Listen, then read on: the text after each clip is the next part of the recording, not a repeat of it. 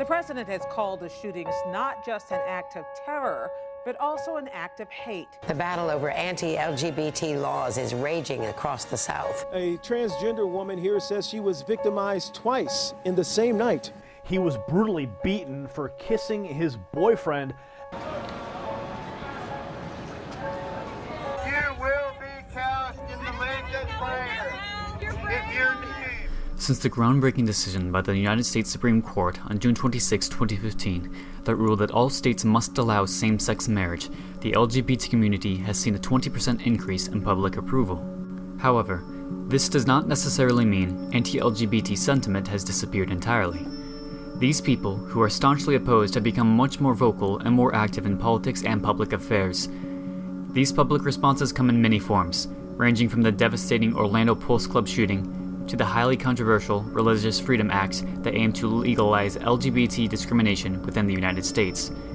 Since the Obergefell v. Hodges ruling in 2015, even though public approval of the LGBT community has risen, anti-LGBT sentiment within the United States has risen as well.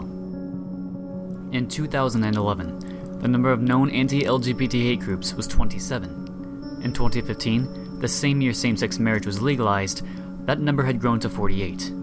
In that 4-year span, 21 new hate groups had formed in opposition to the LGBT community. While the number of hate groups has risen, the numbers were rising well before the legalization of same-sex marriage. This was most likely due to the growing public acceptance of the LGBT community. What can be taken from the statistics is the fact that anti-LGBT hate groups have gained traction with those who are opposed to the community and the acceptance it has been receiving.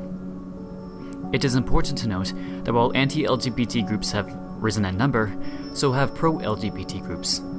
According to Equaldex, there are over 55 pro-LGBT and LGBT rights organizations within the United States. Along with this, other websites such as GLAAD list even more organizations and variety. These groups aim to foster LGBT acceptance within the country and excel LGBT rights. As the LGBT community makes progress within the United States, those in opposition, like the hate groups previously mentioned, want to force them back a step or two. Some take their hatred to dangerous levels and commit violent, hate-motivated crimes. These crimes have been tracked by the Anti-Violence Project.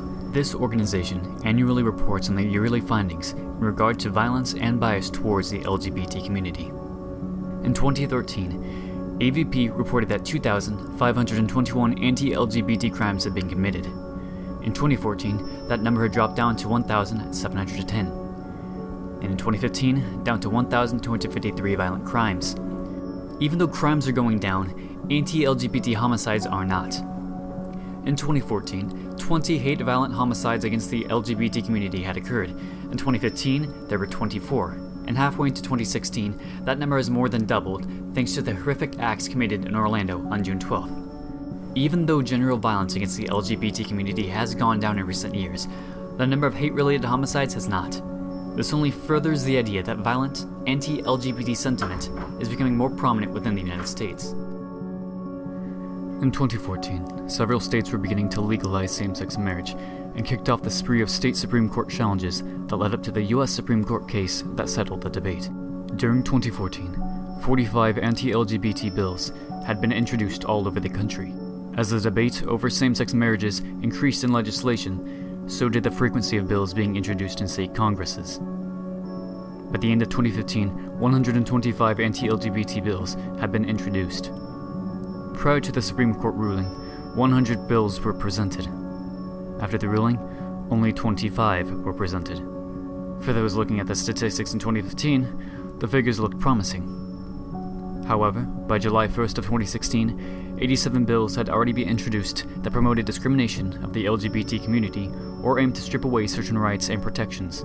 As the number currently stands, in October, 119 anti-LGBT laws have been introduced thus far in 2016. If the bills continue to be introduced on their current trend, around 143 anti-LGBT bills will be introduced to state legislators by the end of the year. This marks a dramatic increase from 2014 and an increase from 2015. The opposing side would argue that anti-LGBT sentiment has not increased due to the fact that only 4 out of the 119 bills introduced were made into laws. They might further their stance by citing non-discrimination laws being passed in states ranging from transgender health care, employment laws and policies, housing laws and policies, and much more. While they do help in certain states, some states have a lack of non-discrimination laws, and states are spotty with what they have passed and what they haven't.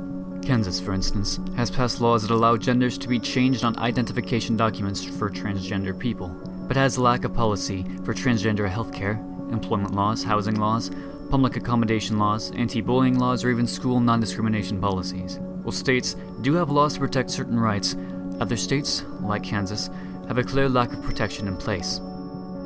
Through anti-LGBT legislation, hate-fueled homicides, and hate groups, anti-LGBT sentiment has grown prominent within the United States since the Obergefell versus Hodges ruling. Hate groups have been on the rise, with numbers steadily increasing since 2011. While LGBT hate crimes have been declining, the number of homicides have been increasing regardless. With public approval heading upwards in favor of the community, anti-LGBT bills are still being pushed into legislation at an increasing rate, and states are doing very little to protect their citizens. The lines aren't always clear-cut, but it is still easy to see how anti-LGBT sentiment has slowly been growing in prominence and influencing citizens within the United States. Our nation was founded on a bedrock principle that we are all created equal. The project of each generation is to bridge the meaning of those founding words with the realities of changing times. A never-ending quest to ensure those words ring true for every single American. Progress on this journey often comes in small increments. Sometimes 2 steps forward, 1 step back, propelled by the persistent effort of dedicated citizens.